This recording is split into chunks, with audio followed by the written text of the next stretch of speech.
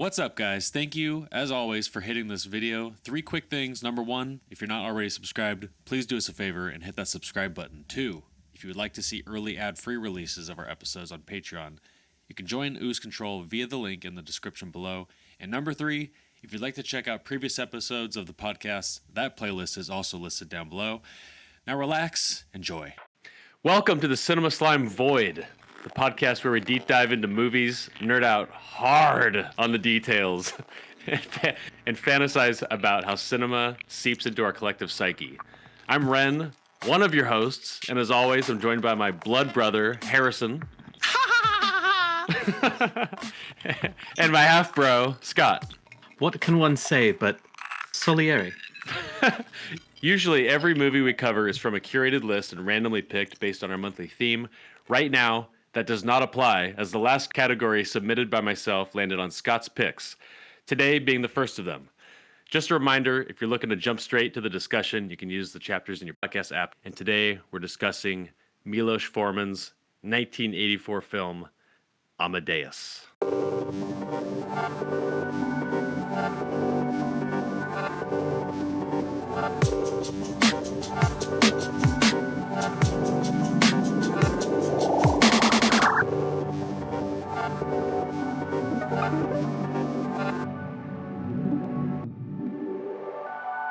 Amadeus.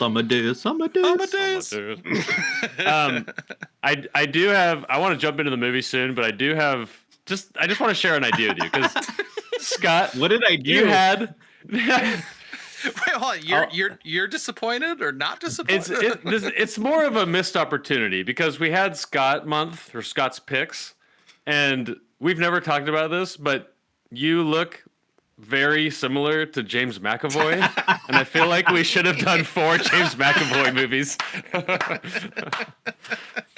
I was just thinking about that. I'm just saying, I'd be so down for a James McAvoy deep dive. He's got some killer movies, like really, really good movies that I want to watch with you guys. Straight up Tumnus. Oh yeah. X-Men First Class. There's a lot I haven't seen. Yeah, X-Men First Class. He plays Professor X in it. Split, I've heard, is like one of his greatest performances ever because he plays like 13 different characters in it. Split scared me. I haven't seen it, but I want to. The movie didn't scare me, but James McAvoy scared me. Yeah. He did such a good job. You realize now I'm scared of you now, Scott, right? Yeah, so... Wait, I can't remember. Oh my gosh. Were you there when we tried to figure out why you look like James McAvoy? Because No. I remember we had a picture of you and a picture of him, and we had like a piece of paper. We were like moving it around James McAvoy's face, trying to like figure it out, and we ended up that your eyebrows and your nose are kind of similar. Like that's kind of the area where it's like, yeah, that is James McAvoy right there. For a while on Facebook, I secretly changed my picture from me to James McAvoy, and nobody said anything. That's so perfect. Oh my gosh. So when I think of James McAvoy, I think of the what's that movie where he's like half man, half goat? Yeah. Toughness. Yeah. Chronicles of Narnia. Tumnus. Yeah. I'm glad you don't have legs like that. I appreciate it too. I do have legs like that. Oh. Why do you think I've never gone swimming in your pool? That's right. Oh, that's a good point. It's the little things in life. Harrison, who's your doppelganger? I don't know. You have one? I'm going to be honest with you. I really don't know who my doppelganger is. I've posted on Reddit, on those subreddits that are like, who's my doppelganger? And no one ever answers anything for me. So I don't know. Yeah. Yeah, for me, it's just my dad. Oh, I had a good moment today. You ready? Now, Let's hear it. Ren, I want you to mentally prepare because it's an anxiety-inducing moment for you. But I went grocery shopping today. Oh, I thought you were going to say you got into a heated debate about politics or something. But yeah, go ahead. I'm ready for anything now. No, so I got off work, came home, and I was like, yeah, I got to go grocery shopping. Got to get a couple things. Did you turn off your location? No. What? All right. No, what I did was I was like, okay, I have a decent amount of stuff I got to get. So I was writing my list out and I was like, gosh, this is going to take me forever. And I thought, you know what would make this better? Here we go. So I drew a map of the grocery outlet store that I go to, like the aisles and like, oh, this is the this is the snack aisle, this is the fruit aisle, this is the baking aisle. And then I wrote down my list in the locations on my map. So that way I Wow. knew what pathway to get. And when I was like, oh, I'm in the fruits and vegetables, I need to get X, Y, and Z.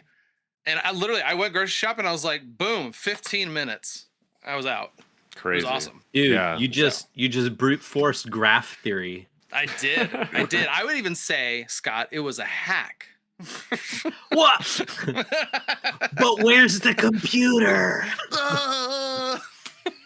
Yeah, I'm lucky. Allie does all the grocery shopping, but when I go grocery shopping, I'm like, all right, I want to spend like $10 and I'm on the spectrum so I can eat the same thing every time. So I just go to like, I know where everything is. I'm in and I'm out. I hate the grocery store. Lucky Charms always in the basket. Yeah, definitely. You know, speaking of that, I'm gonna rage just for 1 second here. Okay, so there's this KFC next to my house, and they sell chicken sandwiches for $5. And honestly, KFC does a pretty good chicken sandwich. Like if you put their honey mustard on there, it's good. And I remember they got me trained that whenever I would get tipped and they would hand me a $5 bill, my first thought was, hey, that's a KFC chicken sandwich right there in my hand. This could be a sandwich. And I remember I was really dang hungry and I stopped by that KFC and they raised it to $5.20. And immediately I even told the lady at the register, I was like, look, I know you don't have anything to do with this, but just so you know, like now when I get a $5 tip, I'm never going to think of this place. I will never come back here now because $5 does not mean a good chicken sandwich anymore. Yeah. And Harrison has never gone back to KFC since. Which is true. So far it's been 2 weeks, but yeah. Nice. Yep. It's probably a healthy choice. Probably. My boy shared something funny, and then maybe we can go into the movie, but I thought this was kind of genius. Cash comes into the kitchen. He goes, so, Dad, why is it called taking a dump when you're leaving a dump? That's like, great question. Dude. I don't know, but that makes so much sense. I'm just going to say this. I guarantee you he heard some kid at school say that, and he was like, I'm gonna ask my dad this question and totally stump him. Like, he's going to think this is so funny. Yeah. That's so awesome. So today, Hawkins, my 7-year-old, got onto Discord so he could talk to his aunts and uncles. He was like just hounding us about it. And so he wrote a bunch of messages to everybody. Each message took him like 20 minutes to write. But he hit enter because, it sent them. And then he kept checking it like every 30 seconds for like 2 hours. And then he came in and he's like, is it bedtime in Utah? No, why? Talia hasn't responded yet. Oh, she's probably in the middle of dinner like us. Oh, okay. He's like, that makes sense. I feel sad that they're probably enjoying their families instead of talking to me. Dude, I'm just gonna say this, Scott. You got to nip this in the bud because that is a red flag in a relationship right there. He did message me. Do you want to know what he sent me? Oh, what did he send you? Okay, so the first thing he did was he sent me a sticker, and it's a little blue guy waving at me. Nice. All right. And so I sent one back to him, and then he wrote B.I. So I assumed he meant hi. So then I responded and I said, hey, Hawkins, I just got home from work and I'm really hungry. What should I eat for lunch? And what do you think he told me to eat, Scott? Truffle? Truffle. Sushi? Pizza? Close. He told me to eat pancakes for lunch. And I would have actually made pancakes and ate lunch, but I already ate lunch before he got back to me. So, but I'll eat one in the morning and maybe I'll send him a photo of it. That'll make his day. Yeah. That'll make his day. I thought so. I have lowercase t trauma from I don't eat pancakes after like 11 a.m. Oh, yeah. I had that for dinner too much growing up, so. Dude, breakfast only. I think I told this, but my memory of pancakes was I went downstairs on Sunday and we were getting ready for church. And I remember I ate like 3 pancakes, huge giant pancakes. And then I walked upstairs and promptly puked all 3 of those right onto the carpet. and I remember just having this elated feeling of like, oh my gosh, I don't have to go to church. This is awesome. And so I yelled down to Mom. I was like, hey, I threw up. I can't go to church. And I just dove into bed, turned on wide wrestling. And I was like, yeah, the puke's right there on the floor, Mom. I'm watching wrestling now, okay? You can clean it up after church. Don't worry about it. Exactly. Keep in mind, look. I was like 19 at the time, whatever. So I don't actually call them pancakes, because one time I watched Groundhog Day and they say flapjacks in there, and I was like, what's a flapjack? And then I was like, I think I'm gonna call them pancakes flapjacks for the rest of my life, and I have. That's impressive. It does sound better. We call them flapjacks here for some reason. I don't even know why Hawkins knew the word pancake. Where did you hear that word, son? Tell me. Who are you? Yeah, I don't even know who you are anymore. That reminds me of Sandlot, where he walks the ball. And Scott, you were saying if you ever saw Hawkins do that, you'd be like, whose kid is that? It's like, can I have pancakes? You're like, huh? Who are you? Yeah, I'm leaving you. Thanks. I'm leaving you at this IHOP now. Sorry, kid. Thanks, child. Where's your dad? Oh my gosh. All right, I want to talk about this movie. Do you guys have anything else you guys want to talk about? Nah. I want to talk about this movie, and I want to know what Harrison thought about this movie. No, hold on. We'll get there.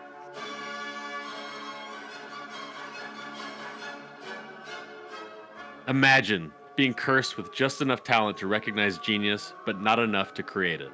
Set against the opulent backdrop of 18th century Vienna, this film chronicles the collision between the pious, mediocre court composer Antonio Salieri and the vulgar, divinely gifted Wolfgang Amadeus Mozart. Consumed by an agonizing, soul-rotting jealousy, Salieri wages a secret, calculated war to dismantle the young man he both worships and despises. This visually arresting masterpiece is a profound exploration of artistic envy, obsession, and the haunting reality of being touched by greatness that one can never truly possess.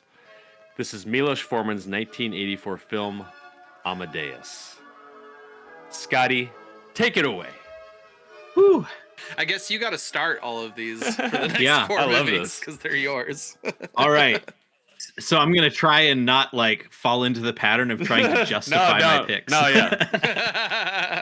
you don't got to justify nothing, man. Okay, so this movie is one of those movies that I watched probably in middle school, and I was in choir through middle school and high school. That was my extracurricular, thing that I did at school. And I, oh my gosh, relate to Salieri so hard. Totally. I am the mediocrity, the patron saint of mediocrity when it comes to music. And so rewatching this movie as an adult was like just getting punched in the stomach over and over and over and over.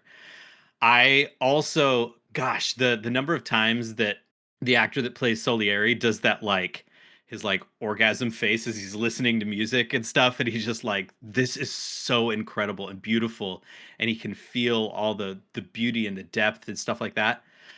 I feel that all the time. Like when I watch a good movie, when I am building a game and I think about systems and stuff like that. Oh my gosh, Salieri and me are like the same person. And by the way, I haven't killed anybody yet. That's good to know. I'll write that down. Yeah, I can relate. Yeah. That was it. That was all I had to say. All right. Show's done, guys. Wrap it up.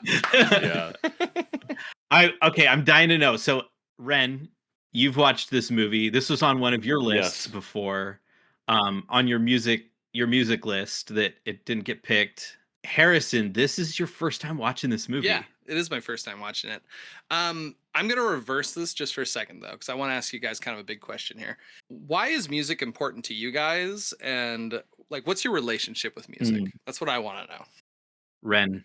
I remember where I was the exact room, and I haven't actually been able to locate the song, but I remember the first time I got my mind blown by listening to a song, and it was something that mom was listening to on CD or tape or something, some Broadway like play, like soundtrack, like Les Mis or something, but it was in like 1991 or 92. But I remember the song just builds up and builds up, and then it has this epic like finish, and then it stops. And I was like, oh, and I just didn't think anything of it. And then it came back after like 4 or 5 seconds, and I remember that I was like, what? I like it just blew my mind. I didn't know anything about it. And that is like the precursor in my mind, or the way I make sense of it all, because I have been obsessed with music my entire life. I absolutely love it. I cannot play any instrument. The Salieri point that you made, Scott, like I remember like a couple buddies of mine in middle school, they were starting this punk band, so I went out and bought a bass guitar and like totally thought that I was going to just pick up this instrument. I cannot play an instrument. I can't do it.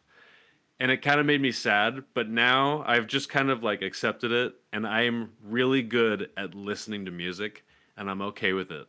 Because like Salieri, you know, you can like recognize genius and just appreciate the hell out of it. But I know where my talents lie, and it's not in playing music.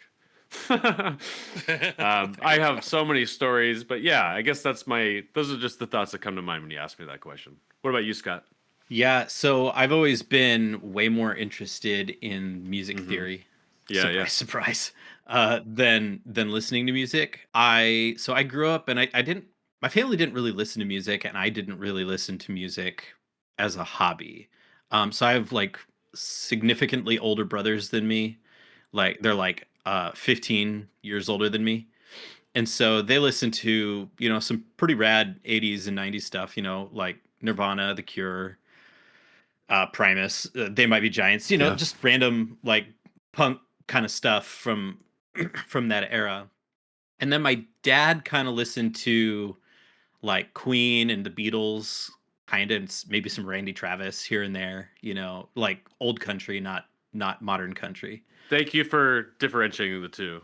For real. For real. Yeah. And my experience with music growing up was basically like it existed and it was fun, but not like soul deep, But when I got old enough to like learn about music notes and I don't know, different tempos, and like I don't know, like I've gone really deep into music theory, and I've never really trained other than like what I could do in school itself. But like I learned to sight read in high school, and I still do it, and I love it. I can pick up a sheet of music and I can hear it in my head, the melody at least, not harmony.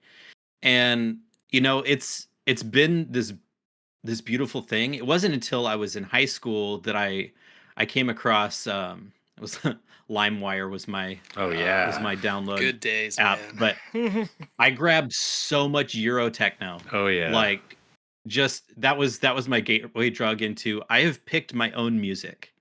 This is my music, and I've basically just been on an electronic rabbit hole the rest of my life. Yep. And as it is, like I listen to stuff and I kind of try to expand my sensibilities a little bit here and there, but there's just so much depth within electronic music, and it's couple that I just almost exclusively listen to it. So yeah, I love music, but it is a different experience than Ren's. Yeah. And it's really about like what are the feels right now. Yep. Yeah, I get you. I would say my relationship to music, I would say I'm not as connected to music that as much as you two are. I would say music is something. Basically, the two times I really love music. One, I love to set the vibe in my home. I love having some lo-fi chill jazz going on in the background, especially when it's like 8 o'clock onwards, and me and Nicole are just kind of curled up reading books together. Like that's just it's like pure peace to me. Yeah. And the other time is when I'm driving home from work, or really just driving anywhere, and I can just sing as loud as I want along with the song. Like those are the two things that I really like about music. But I feel like I haven't had like a spiritual moment. You know what I'm saying? Like that moment where a song just really hits you really hard or just really speaks to your soul. Like I feel like I really haven't had that. And honestly, like the creation of music, it's interesting to hear people talk about it, but I don't have a passion for it. And I'm saying all this as a precursor, and I'm sorry, Scott, this movie didn't really hit me that hard, honestly. Like I watched it and I enjoyed it and I saw what it was and I was impressed by a lot of things, but I kind of walked away from it like, all right. And I kind of moved on with my day. All right, now here's the part where me and Scott tell you why you're wrong. So, I'm so Scott, ready. do you want to go first? No. Here now, I do want to go. Now, one more thing. One more thing I want to talk about though. So when you were talking about Salieri and you were talking about having that, like, wow, I am him. I really couldn't connect with him that much. I'm having kind of a similar feeling that you had, Scott, when we watched Magnolia, and I hate to compare the two, but when you were talking about how you're like, I was watching this movie and there's no characters I can connect with. I haven't gone through any of these experiences, and I kind of felt the same way with Amadeus. I've never really had a extremely heavy passion to be the best at something. I've never really felt a strong jealousy towards someone who's better than me at something. Like that just doesn't really happen that often with me. I'm kind of content with being at the skill level I'm at. And so so honestly, like this movie to me, I was watching it and I was like, I feel like this is a movie about jealousy, hatred, about wasted potential. I think that was the biggest thing I walked away from. I was like, I feel like this movie is about wasted potential with him. Because just to jump to the end real quick, that scene where he's transcribing for him, I was like, this is what this movie's about right here. And then I had a realization. I was like, wait a minute, like that ending scene is so powerful to me and incredible. And then I think, wow, we just spent like all this movie without this. Like this is what they should have been doing this whole time. Yeah. And that just really kind of like boiled my blood a little bit.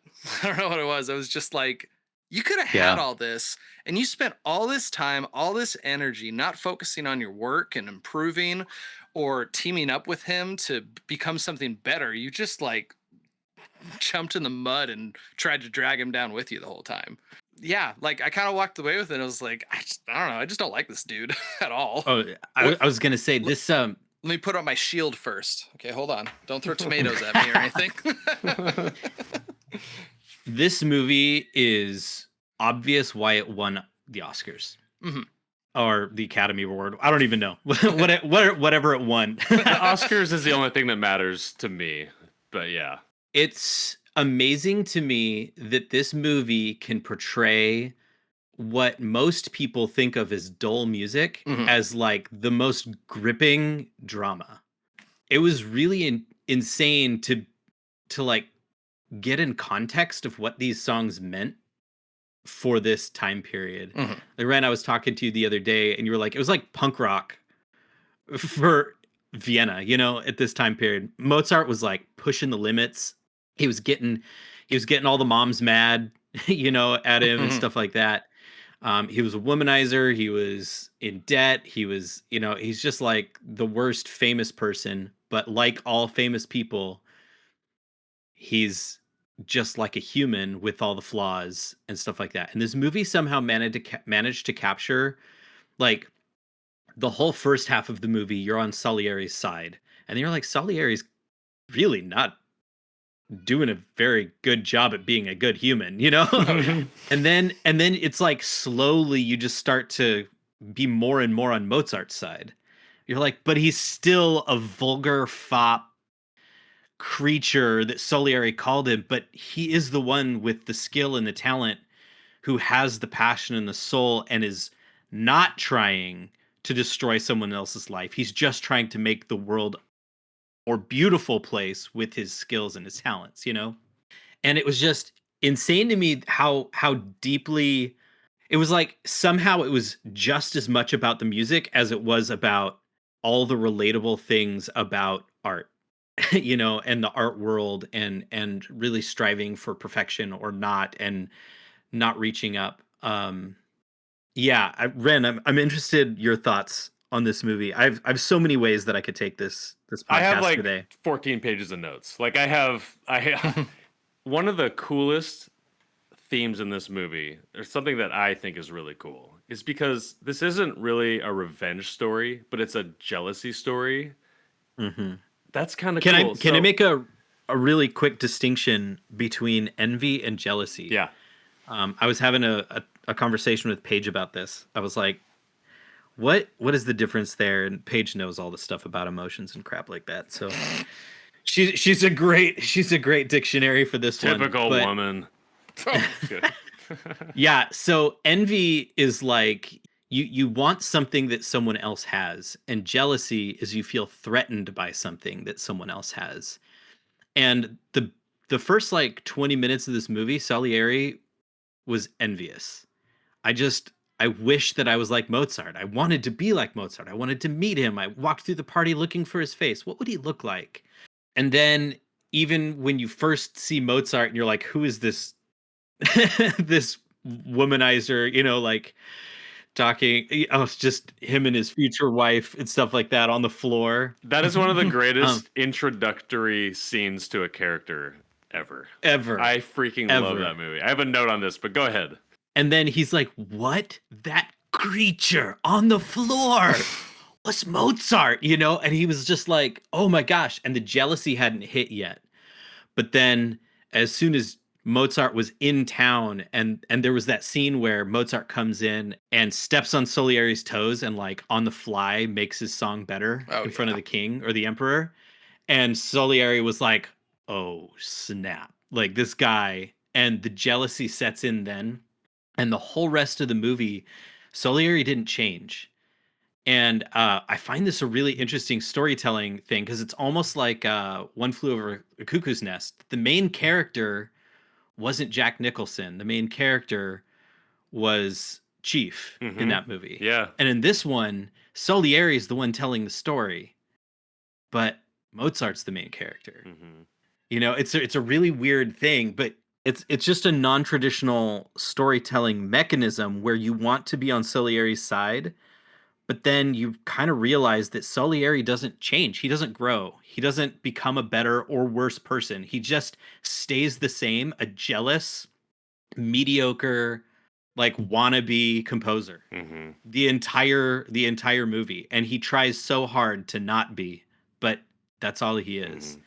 And then Mozart is the one who changes and grows and has to face all these challenges and puts his wife through all these things, and they have their fights and stuff, and they don't pull the punches in this movie. But then at the very end, you're like, Mozart was the most honest person in this entire movie, and Salieri destroyed him. Just absolutely destroyed his life and his wife and his kids' lives. It's funny, like I remember the first time I ever watched this, it was like a struggle to push play because, again, a reoccurring theme. I watched the trailer and I remember hearing Tom Hulce's laugh. I was like, I will never watch that. That is annoying. I think that's dumb. I don't like period pieces. I don't like classical music. Like it had nothing that I wanted, but I kept seeing. It was like Best Picture, one of the greatest movies ever, and I keep seeing this, so I forced myself to watch it, and I liked it. But the second time I watched it, I freaking loved it. This is my third time watching it. I'm erring on like this is one of the greatest movies ever made. Like that's how I feel about it. It's pretty big. Yeah, I know, and like I'm not claiming that, but it is one of the greatest movies ever.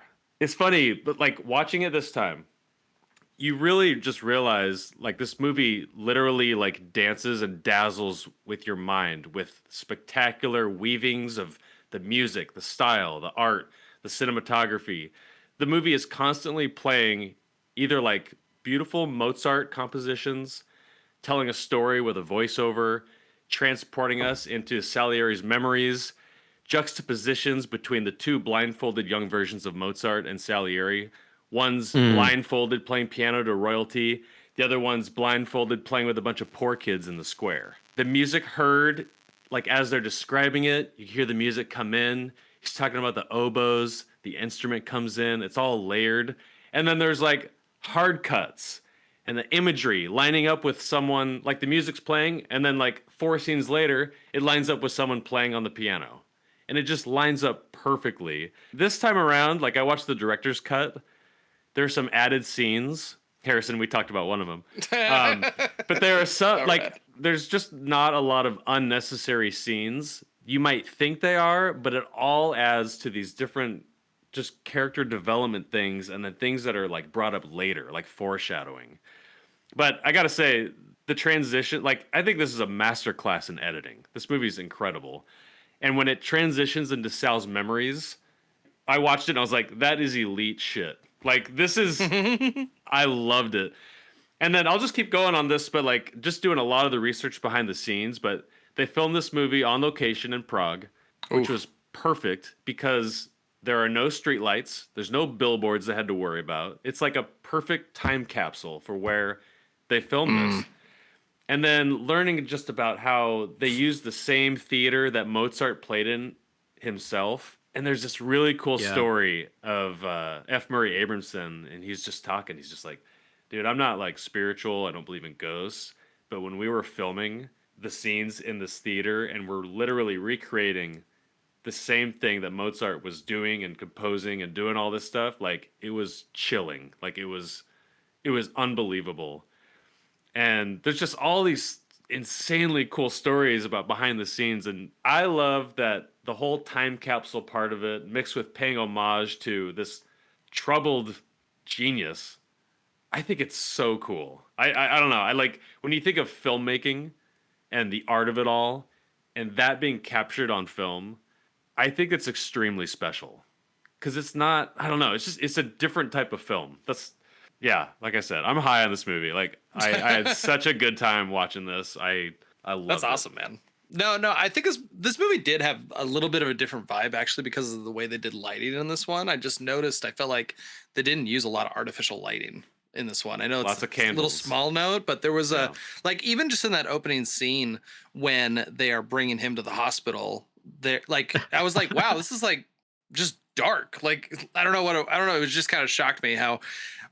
It's always funny when you watch night scenes in movies, whether it's like, okay, I wonder how lighted it's going to be. Are they just going to make it? Are they going to like make? Oh yeah, the moon's out, so everything's blue, and you can see everything. They're going to blue tint it. Yeah, or is it like, oh no, like in this movie, it was just like, no, like the only light source you got are a few candles around it, and if you can't see them, you can't see them. You know. Yeah. I had some notes too. I just want to mention this. Just the attention to detail with all of the costuming and stuff. But I just made a list of like all the things that I wouldn't have noticed on my first or second viewing, but watching it through the critical eye for this show, like my appreciation for this movie just keeps growing. But the attention to detail is like one of the greatest low-key things about the movie. So I'm looking at like the desserts, like all the fine handcrafted food platters, the pheasants on the dishes, all the rugs, the 18th century wooden and suede paisley chairs, the black key pianos, the leather-bound books on the shelf, gold-plated statues lining the halls, teacups, the floral lapels, the cleavage, Mozart holding that cone over his face while they like powder his wig. And it's complete immersion. I believe all of it because it's true. Like back to what I was saying about filming this in Prague, like everything is authentic. I just love that. Like, I don't know, like an hour went by in the movie and I was like, oh yeah, I'm watching this movie still. Like, I'm not like, oh shit, there's 2 more hours left. For me, that's leaps and bounds from where I was the first time I saw this, because the whole time I was like, this is not cool at all. Like, this is so dorky. I still kind of get uncomfortable with some of the theatrics and like some of the weird plays that are later on in the movie. But it is like what it is. When they're pulling all that stuff out of the horse's ass. They're so so common. Yeah, but it's just a recreation of what was going on at the time. It's like the truest snapshot of history that I've seen lately, and I love it. So you mentioned earlier about the them filming in the original theaters and stuff. If you listen to classical music, and I've done enough different composers and stuff that I can kind of hear a song and I can go, oh, that's Haydn, or that's Mozart, or that's Beethoven. Like I never went to school for it, but I was deep enough that I can kind of separate those. Yeah. And Mozart's got a really flowery style.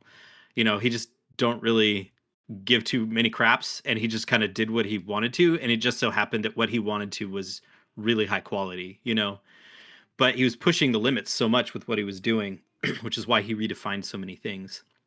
But opera is a thing that I've gone to one opera, and it was like a college production. It was in Italian, and they had like subtitles projected above the stage what they were saying, so you could like follow the story and stuff like that.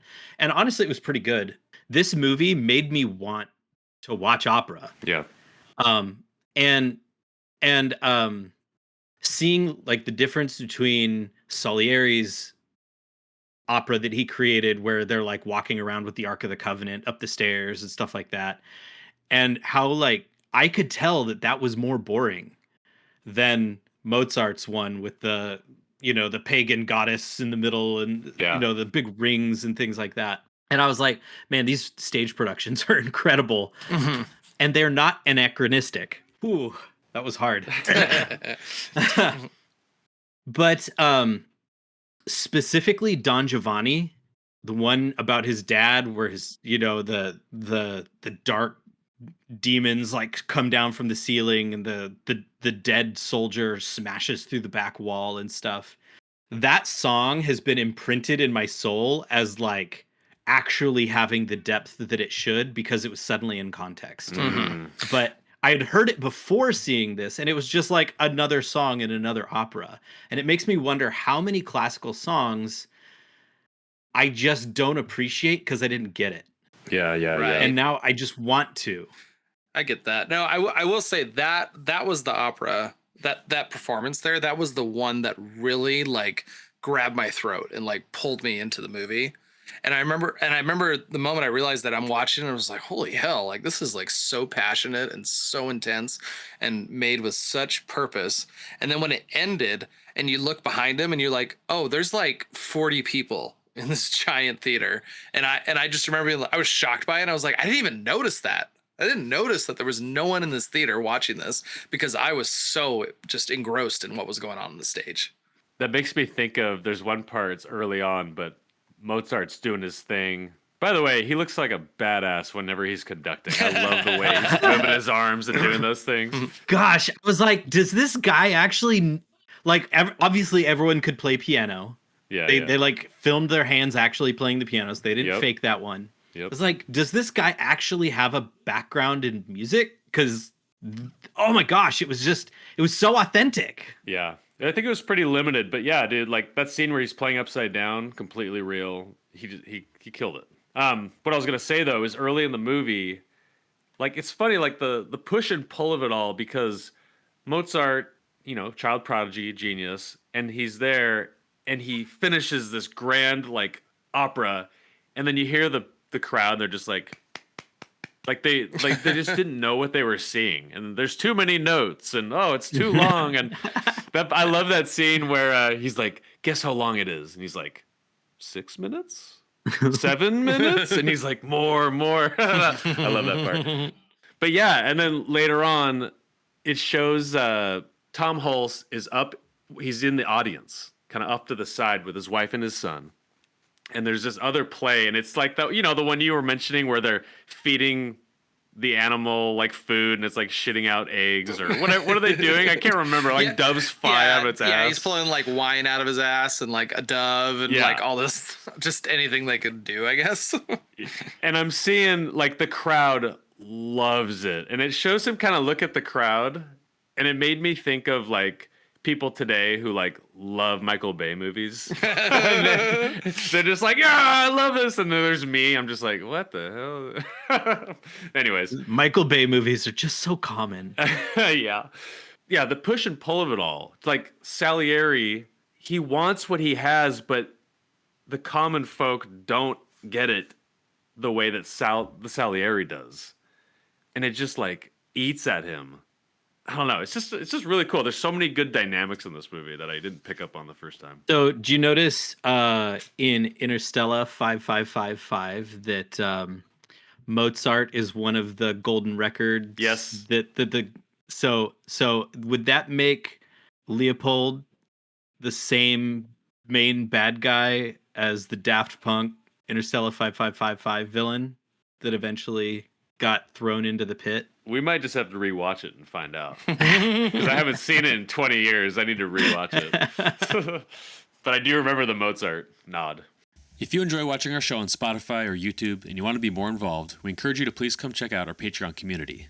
Not only does our Patreon community get every episode you see on YouTube early, fully uncut, uncensored, and ad-free, but we're also doing Patreon-exclusive episodes, as well as Q&As, video clips, and access to our entire film catalog. It's a lot of fun and a nice way to say thanks for the cost of a cup of coffee every month.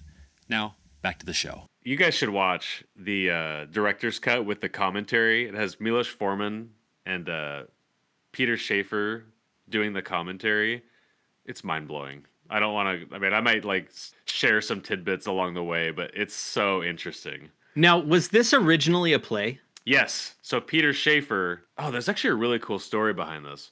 So Milos Forman attends the play. He's heard good things about it. Peter Schaefer wrote it, put it on. Ian McKellen was in this Broadway play for Amadeus.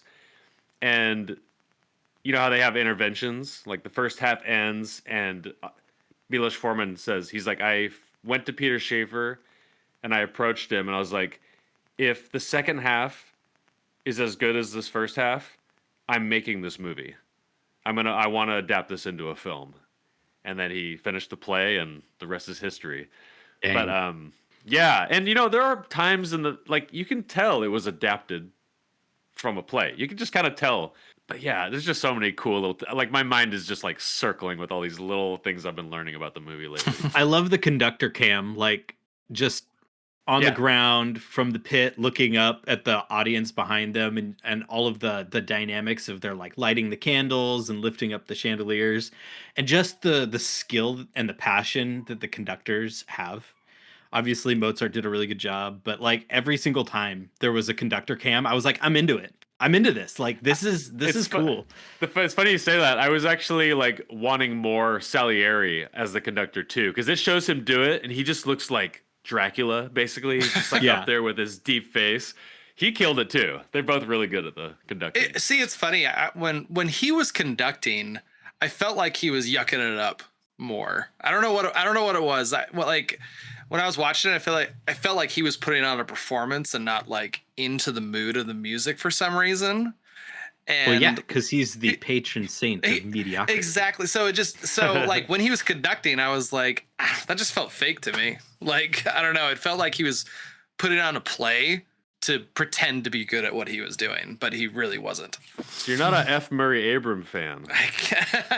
I guess not. The one who won Best Actor for this performance. Hey, an award is just an award. You know what's cool, though? This is one of the few movies, I don't know any of the other ones, but where both actors in the same movie were nominated for Best Actor. Hold on. Let's back up a second. The actor did a great job. I'm talking more about the character. I felt like when the character was up there conducting, I felt like he was yucking it up and trying to look more impressive than he actually was. I think the actor did a great job, though. Gotcha. What can one say but Salieri? Yeah, okay, so I want to drop the quotes that I've said my whole life from this movie. Okay, yeah. One is too many notes. I say that a lot. And it's my shorthand for, like, I started getting a little bored, you know? So if the movie's too long or whatever, I'm like, I don't know. Too many notes. And Paige and my dad both understand that reference pretty well. I use it a lot. The other one is there it is. there it is. Yep. There it is. And I walk off. Yep. The other one is was it a laugh? A cackle laugh? it's the what can one say but Salieri, as a way to, you know, like, backhand compliment without saying anything. I do that a lot. Yeah. Because I'm that kind of person, and I apparently do that kind of thing to people. I'm just very passive aggressive, you know, whatever. On that director's commentary, Milos Forman, he drops this, but he's just like, Peter, I have to tell you, I think one of the greatest lines in not only this movie but any movie is the line where Mozart is talking about the gods and how they're boring, and he's like, "We have to pretend that the gods ship marbles." And I literally think that's like the greatest thing ever written. I was like, that is pretty good. I have. I am a vulgar man, but my music is not. Thank you. Oh, That was what I was that's going such to a say. good line. I love that line. I want to talk about the Emperor because this guy is just the principal from Ferris Bueller to me. Yeah, he's still That's the dad from Beetlejuice for me. Yeah. And like the first one or two scenes that he's in this movie, he was that same guy. But then after that, like he really was a really good emperor at like playing that character. Like he had the power, he had the aloofness, the nose. The nose. Like, I was like, man, I was thinking he's probably one of the weaker castings, and then he just wasn't. He was really good. I don't know what it was, but yeah, him, because he stood out to me as soon as he popped up on screen. I was like, this feels like you said, like it feels like a weak casting and just doesn't like mesh with the rest of the film. But for some reason, it actually added to his character, and I don't know, just the aura of like all these people trying to please him, and they're like, "Oh, like what language should this play be in? You know, what should it be?" And they all like look to him to make the decision. He's like, I guess German is what it should be." You know, I don't know. It added to the vibe of him. It's a vulgar language. So. Can we talk about? We kind of skipped over it, but I want to talk about the character introduction to Mozart. It shows Salieri. He's got this sweet tooth. He just cannot hold himself back. So he's sneaking around like a little kid, and he gets interrupted. He hides behind the dessert table. And then he sees this woman running, hiding under the table. And then we see two legs wearing tights, sneakily tiptoeing inside the room. And then Mozart and Stanzi, and they're flirting, playing word games, clearly in love or lust. We're not really sure at this point. He's pulling her under the table and telling her to like lick his ass and like joking, and then he confesses his love, and then he freezes. He stands up, he hears his music, and he realizes that they started the performance without him.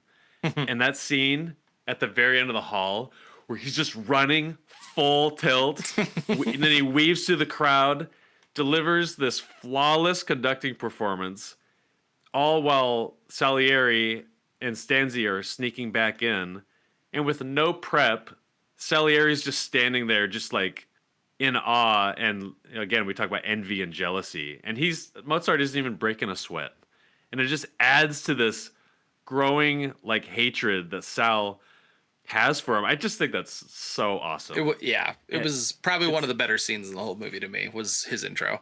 Yeah, just the whole, just like this God-given talent to someone who, quote unquote, doesn't deserve it. He's this crass human. And then there's Salieri, who's praying to this cross every single night, swears to never touch a woman. Celibacy, yeah. Yeah, and he's totally dedicating himself, but he's relying on God to like give him this talent that he just cannot develop. And I love it. I don't know why. I think it's great. This is another thing that I feel uncomfortably vulnerable about.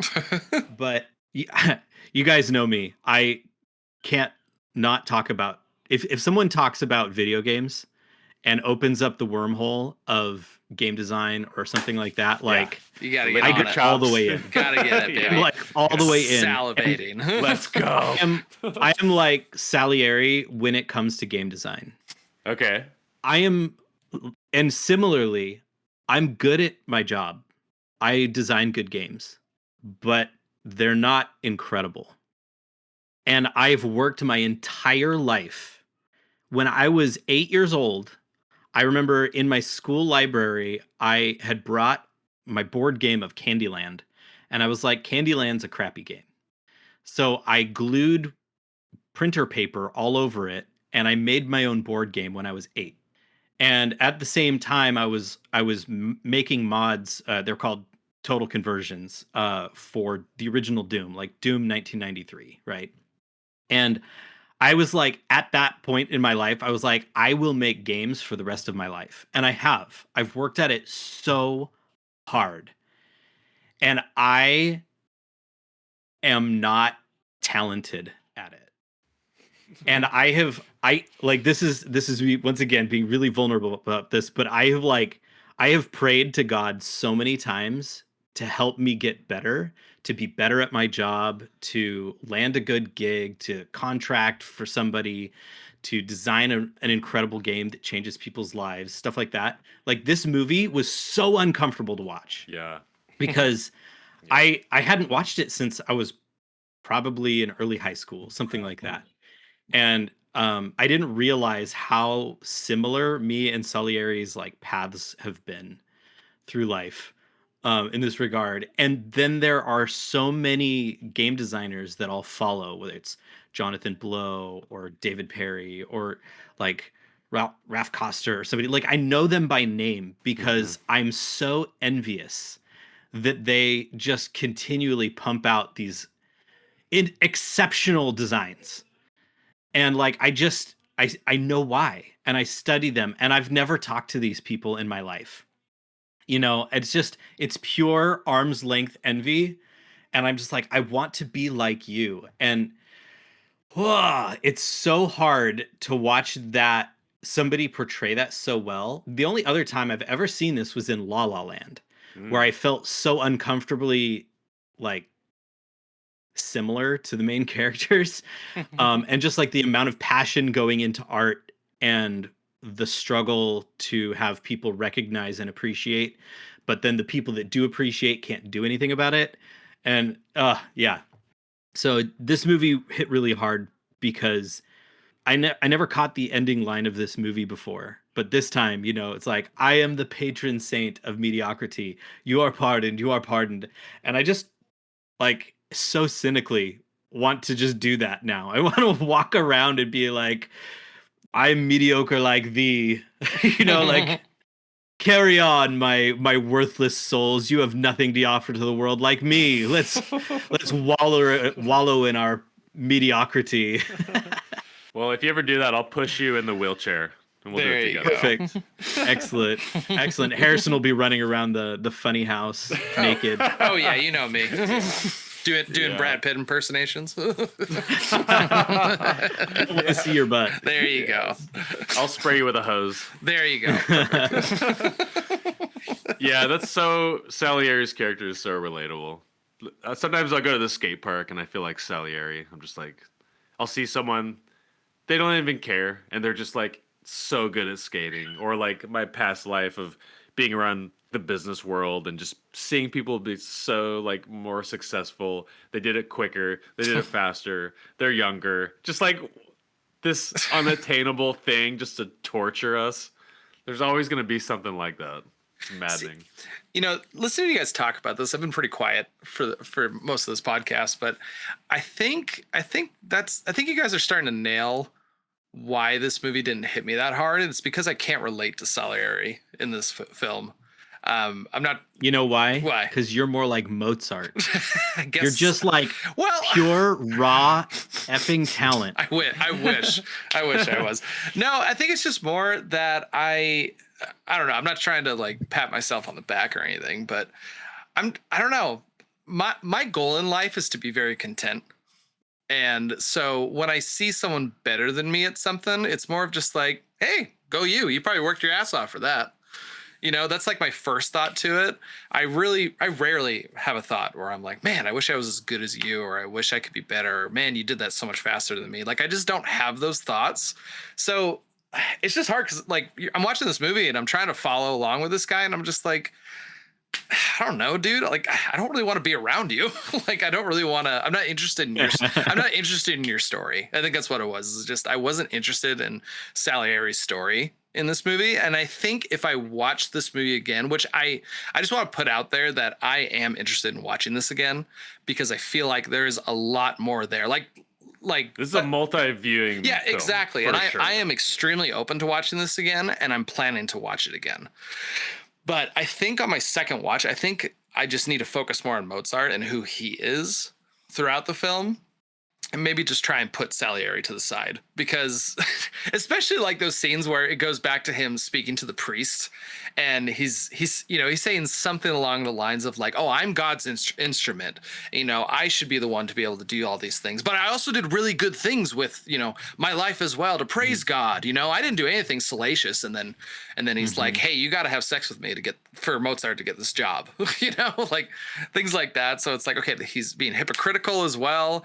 And honestly, like, I remember one of the early scenes is when that priest comes in to talk to him, and Salieri starts playing some music on the piano, and the priest is like, I don't actually recognize any of this.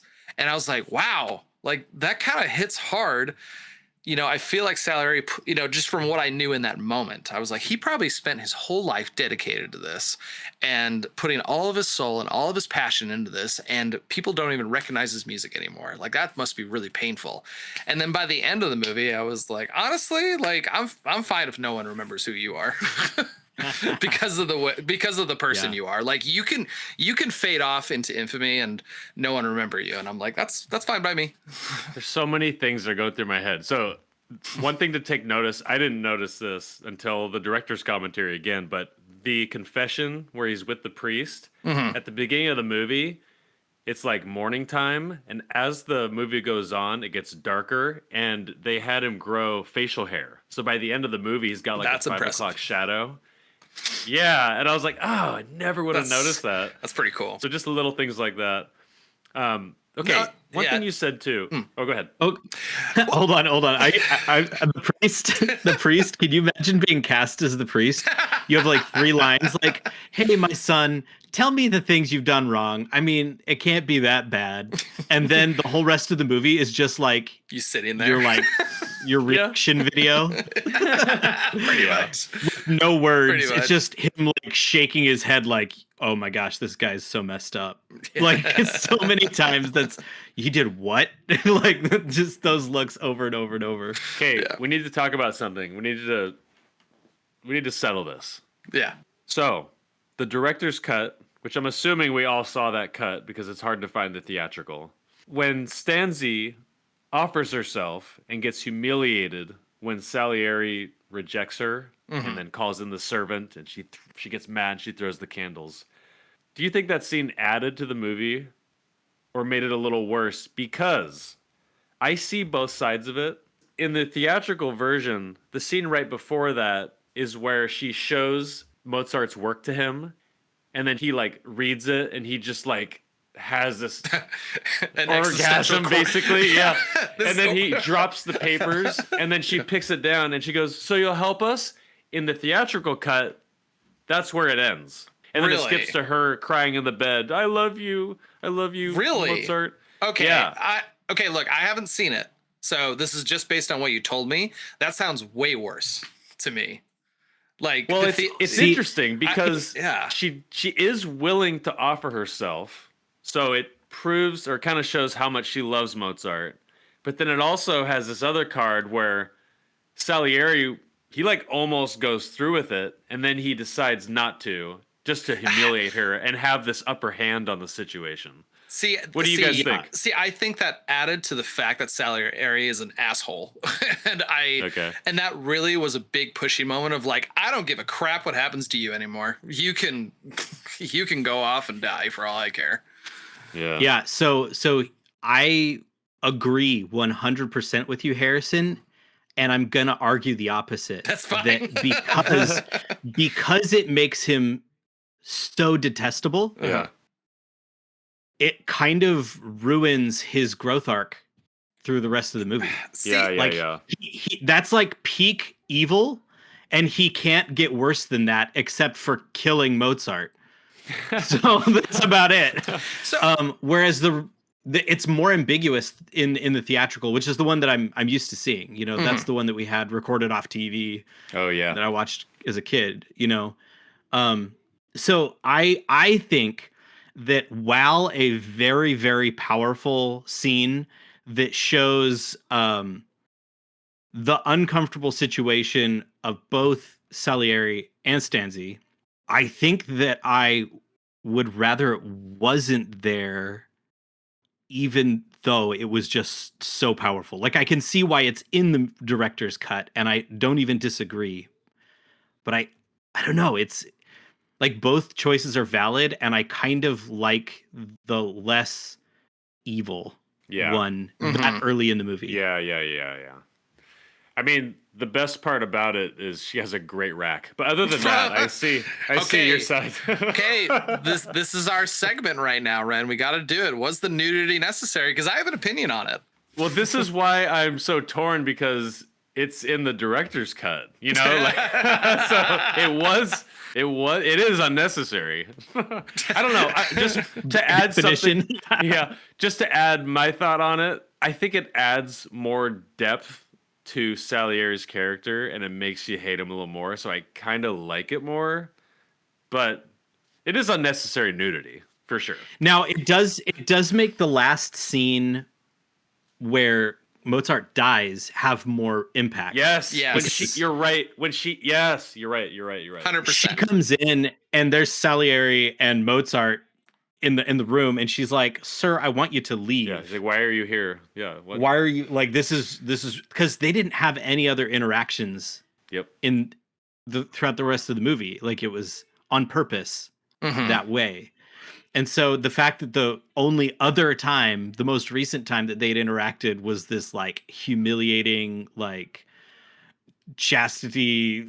I like it was hardcore. I think the nudity was necessary in that scene, honestly. I think it just added more depth to the scene of her being humiliated in that moment. Like, I don't know, like she was so vulnerable in that moment, and for him to take advantage of that situation and to make her feel even more of a fool, like it hit me in the head like really hard. Like Salieri is such a jerk. He really is. Yeah. Okay, I want to ask you guys about the growth of Salieri throughout the film because like I said, like I feel like I watched it and the only like slightly redeeming, not even a redeeming moment, but it was the moment when he was transcribing for Mozart, when he was like dying in his bed. I think that's one of the best scenes in the whole movie. And I feel like I was supposed to watch that scene and be like, oh my gosh, Salieri is growing here. But it really came off to me as like, this is what we could have had, and you chose not to. You chose not to do this. I think you read it right. I don't think you were supposed to feel that Salieri was growing. I think you were supposed to feel this is horrible that this is happening, even though it's beautiful. That's my takeaway. Like there's a specific line that Salieri says where he's like, "You're going too fast. I don't understand. I don't understand."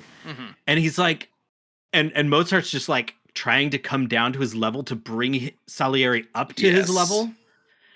And that is the most beautiful, heartbreaking line in the whole movie to me.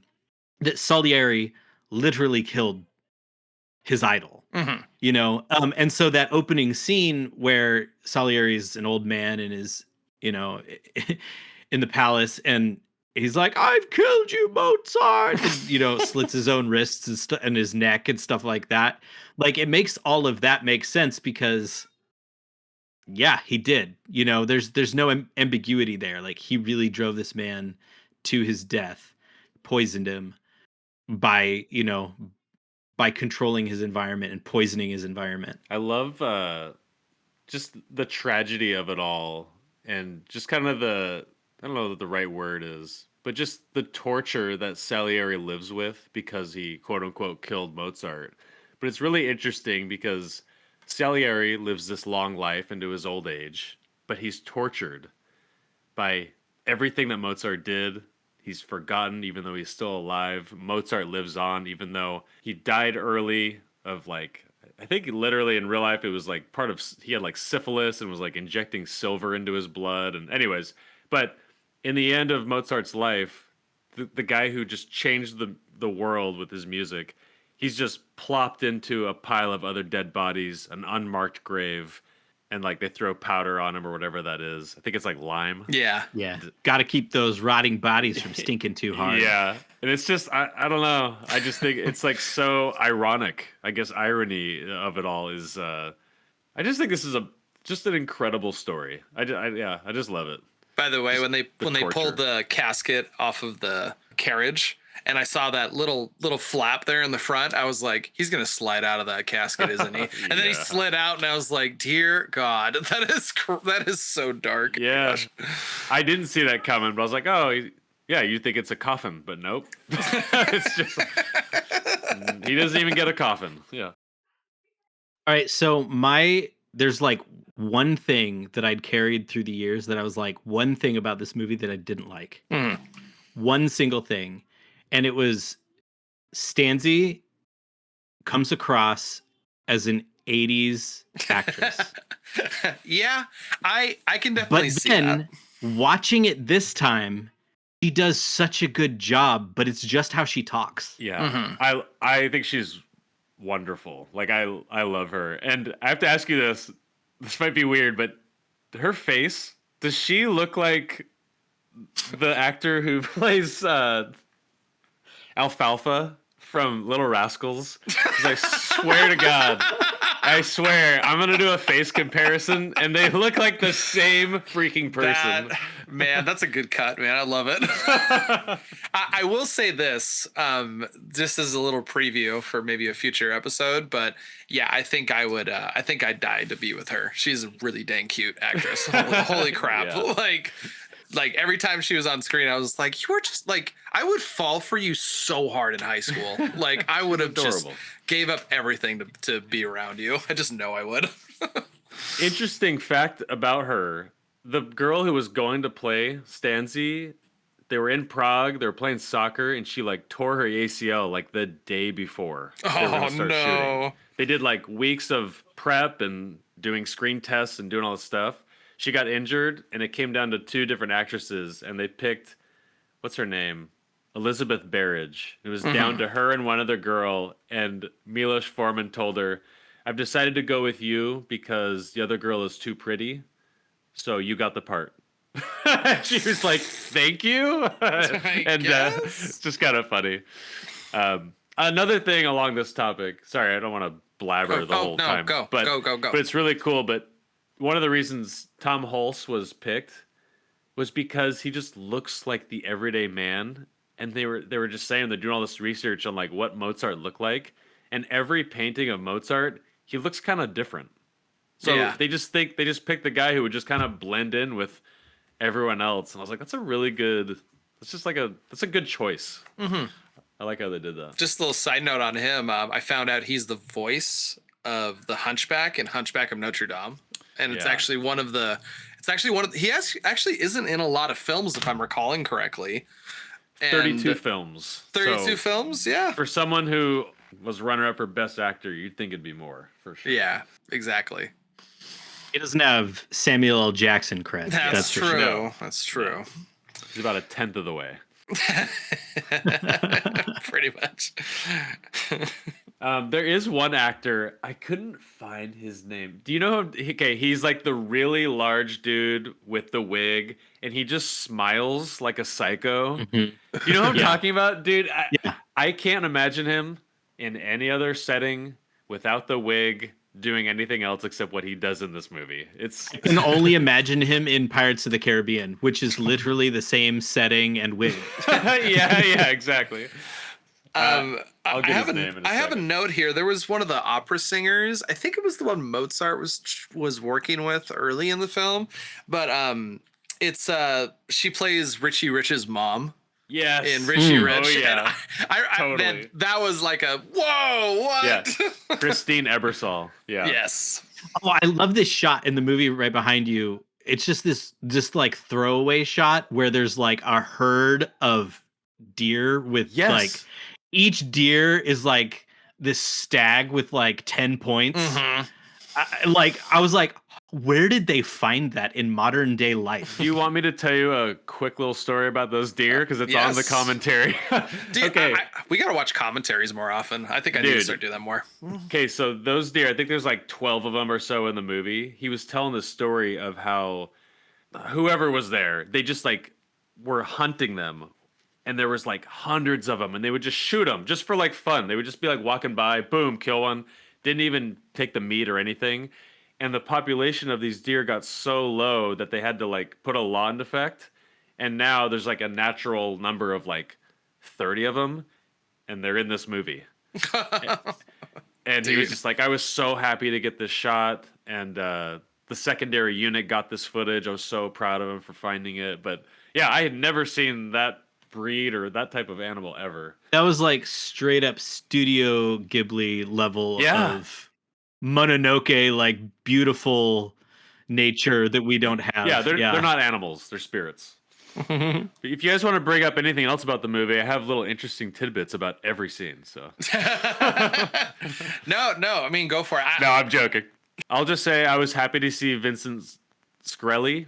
What's his name? Is he the dude at the beginning who's like, I'm gonna eat your cookies and they're the best cookies in life. Mozart! Like that's such an awesome scene. Yeah. You're like, what are we watching? Yeah, right. You know, it's like that scene happens. You're like, what am I watching? Yeah. Right.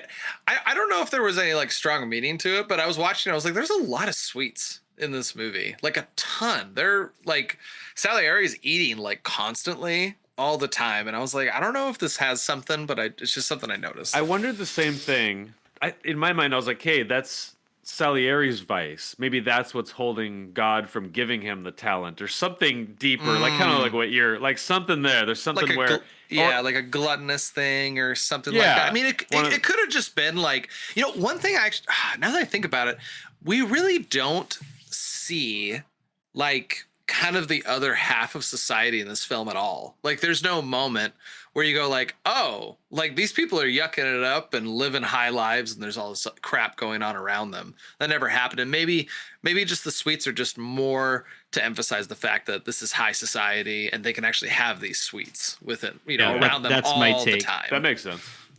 Like the closest we see is when, you know, when Mozart goes out to party at night and he goes to the bars and it's all the thespian lowlifes with their talents, because apparently lowlives have talents and they can play piano and sing and stuff like that when you didn't have phones and TVs to, you know, take your whole life away. As we're doing a podcast about watching TV or movies. Everyone stop being on social media, but stay on it so you can listen to our podcast. Exactly. Podcasts aren't social we're media. Different. Podcasts are different. All right. But you found it on social media and you know it. Absolutely. There you go. Yeah. I will say, though, one of the travesties of this whole movie, though, is the fact that they put like fish right next to all the sweets too. Like there was this one, it was like this tower of like bonbons or something, and then there's just this big ass fish just wrapped around the base of it, and I'm like, that is the weirdest choice I've ever seen. Like, I don't know why you would do that. Frog. I have an image. I can't remember if it was in this movie. Was this movie the one where there was like a kid riding on a pig? Like a roasted pig? Oh, yes. Or was that a Yes. different I think it's a Okay. boar, or no, I think Yeah. it's a giant like elk maybe Or something. But Yes. yeah. It's like it's all roasted up and looks freaking amazing, and he's riding it and slapping it and, you know, cheering. I was like, man, that's amazing. Also, I don't know that I'd want to eat that anymore. Nah. Tastes like farts. It kind of felt Dr. Seussy to me. Yeah. Like weird. It was like the Who's just sitting on top of the roast beast. Yeah, I honestly don't have a ton to say. Like I was vulnerable. I said my things. I'm interested, Ren, if you've got more history or behind the scenes things, because this movie is terrible and so well made and so uncomfortable for me. This movie is, I'm sorry that this is what the inside of my head is like. Welcome to my hell. Oh boy. I'm sorry, Scott.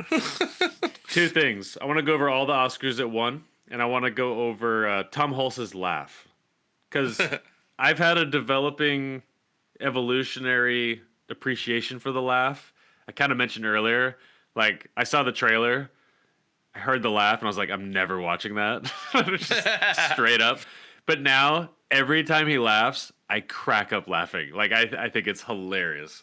And it took me a while to get there, but I love the laugh. Me and my wife have been doing the laugh in the house for the past couple of days.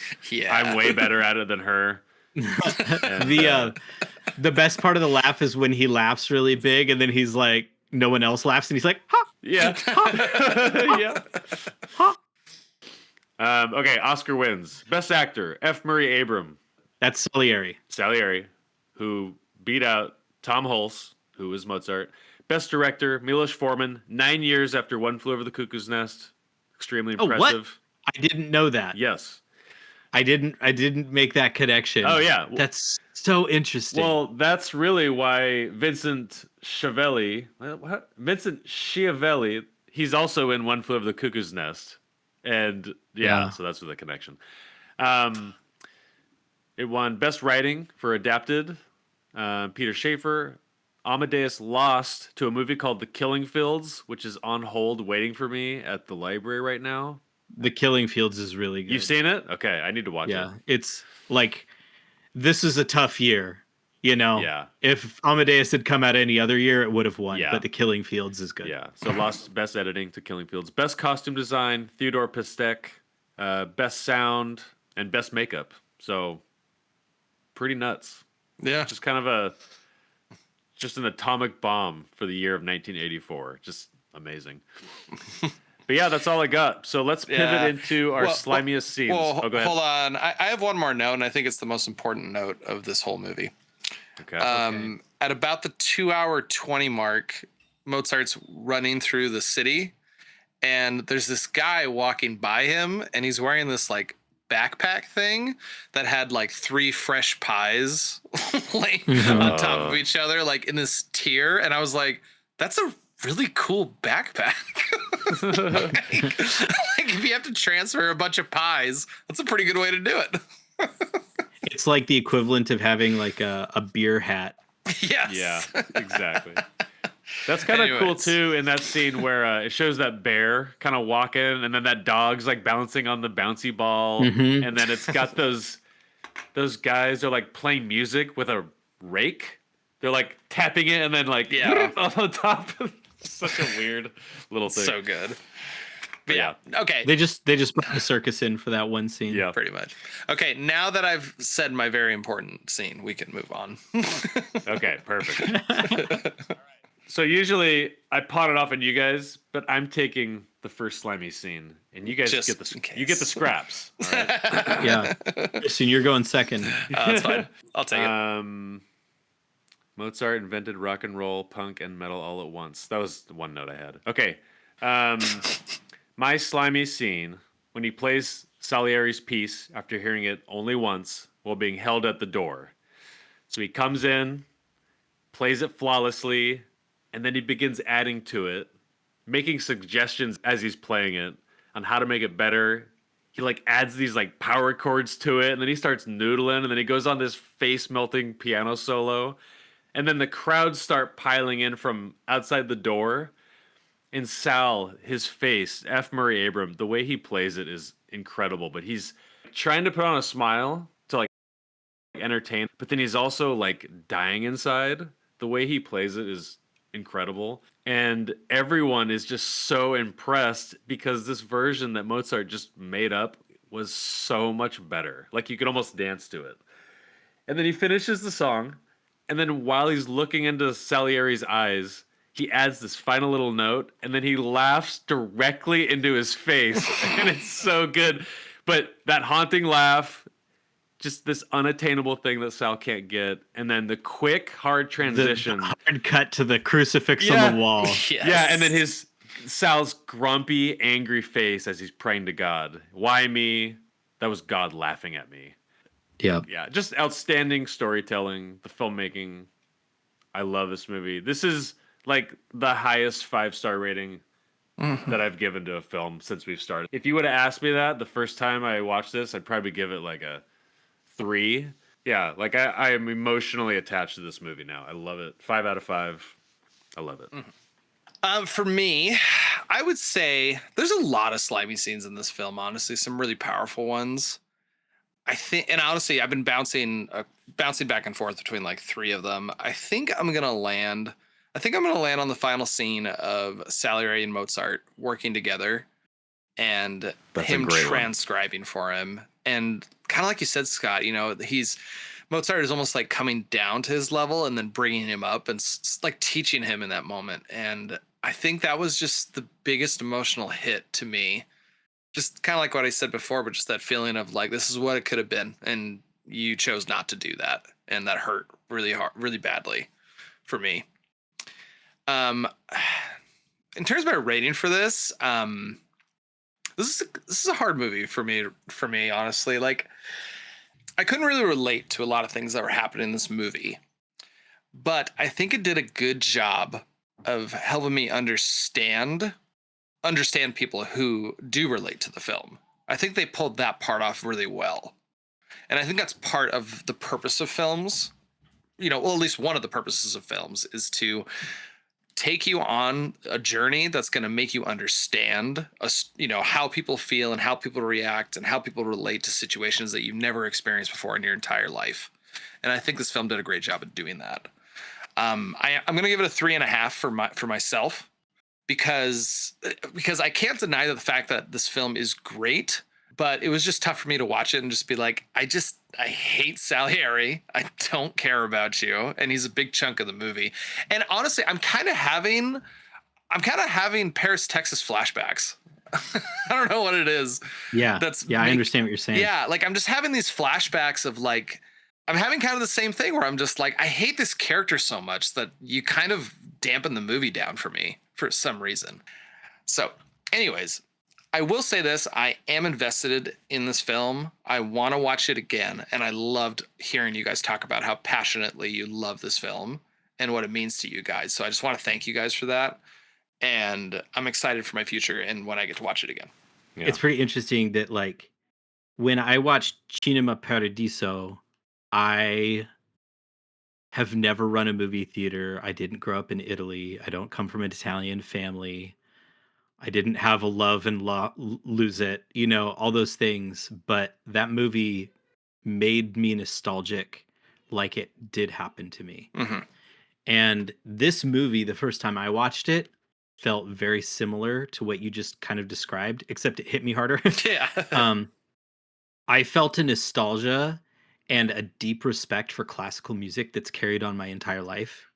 And I've always had a soft spot for like classical composers and the craft of taking, like musical notation was newish at this point. And it was like established enough at this point in history that they could now use the fact that they had musical notation to experiment with something that's purely auditory with something more tangible that you could write down, you could compare, you could look at the lines of the melody and the counterpoints and those sorts of things and study them and compare them across composers.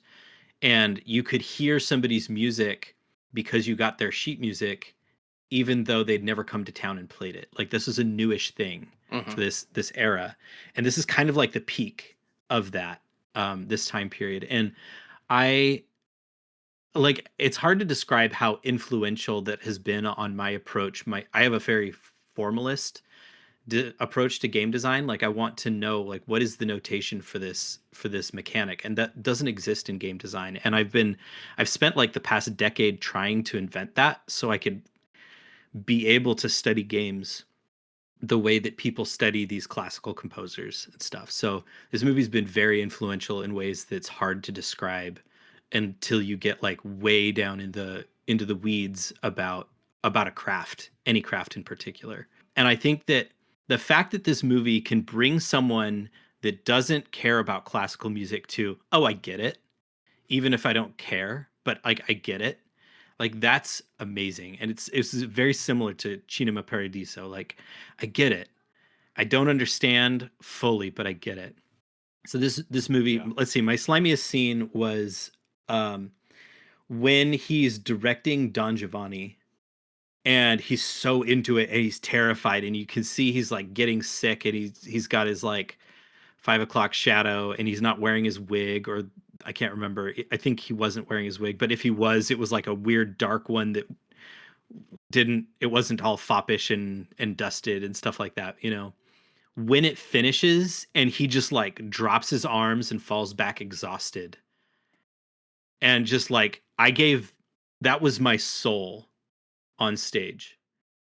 That scene has stuck with me for a really, really long time. Mm-hmm. This movie's a 5 for me. I put it on my list for a reason. All of the movies on this list are this kind of like, these are formative, meaningful movies that have genuinely changed the way I interact with the world or see the world. Yeah, I think there's going to be a recurring theme of like almost like against greater odds than you and feeling insufficient to be able to overcome them. And it's like this is probably the darkest of them from the main character's perspectives, but the rest of the movies on this list all follow a similar theme, and I'll be interested for you guys to, I don't know, either see that or counter it or something like that, because yeah, every one of these is a vulnerable movie for me to like dive into and share like deep raw bite into the tinfoil on my cavities, you know, on my fillings kind of experiences. That's so cool. One thing you said that really I wanted to mention earlier, but yeah, I just think like I grew up like every time period like movie like this my mom watched was like Emma Thompson, like Sense and Sensibility, just like these pussy ass movies, like basically like I just thought they were just so not cool. So I totally resisted watching this, like I said, but like this movie made classical music cool. Like it was like the entry point to be like, oh, I see. Like without Mozart, we might not, just everything would be different. Just another thing, my mind is just going all over the place. One thing that's really trippy to think about is that like when Mozart was alive, the only way to hear Mozart was to pay a ticket and go in and listen to it. We had no recordings. You can't buy a record. There's no way to listen to it unless it was live. We're just, I guess what I'm trying to say is we're really spoiled and so lucky that we just have all this amazing art that's been kept in this time capsule. People have been recording it so we can hear it today. This is really cool. Yeah, I'm really glad we watched this movie and talked about it. Me It's too. actually, yeah, it's just, I love it. Great conversation. And I'm really looking forward to Gattaca. I've been really holding back watching it till we were done with this one because I didn't want to get sidetracked at all. So now I'm ready to go full into Gattaca. Oh, it's I'm gonna be really sweet. stoked. It's a good one. Yeah, Have you it's guys, gonna be fun. before we jump off, have you guys seen Gattaca before? I've never. Have you ever heard of it or I barely anything? know what Maybe, yeah, I've heard of it. I've heard the name, and when you say Gattaca, I think of like a Space Invaders type video game. Yeah, totally. Galaxia. Interesting. Yeah. Yeah, or something like that. That's what I think of whenever it comes up, and that's what I'm like. Okay, so is it like is that the kind of movie it is? But All right. we'll see. I hope it comes out of left field and surprises you. Yeah. It's a good one. Oh, I'm sure it will. Same. I'm sure it will. All right. Have an awesome All right. night. Enjoy your Friday night. Don't party too hard. That's a wrap on another episode of Cinema Slime. Be sure to watch the next film before next Wednesday. We had a blast and hope you enjoyed it. This episode was a production by your hosts, Harrison Jensen, Ren Jensen, and Scott Shepard. This is a group effort, and seriously, thank you. Thank you for listening and watching us however you found us. We really appreciate it. Help us grow by leaving a comment, a 5-star review, subscribe, and share an episode with another cinema lover. Also, let's connect. Find us on Discord and Letterboxd for film discussions, reviews, and recommendations. Also, check us out on social media. We're always posting clips, film rabbit holes we're going down, and interesting stuff. And you can also show your support by using Buy Me a Coffee, and we'll give you a shout out if you'd like. All links can be found in the episode notes. Goodbye.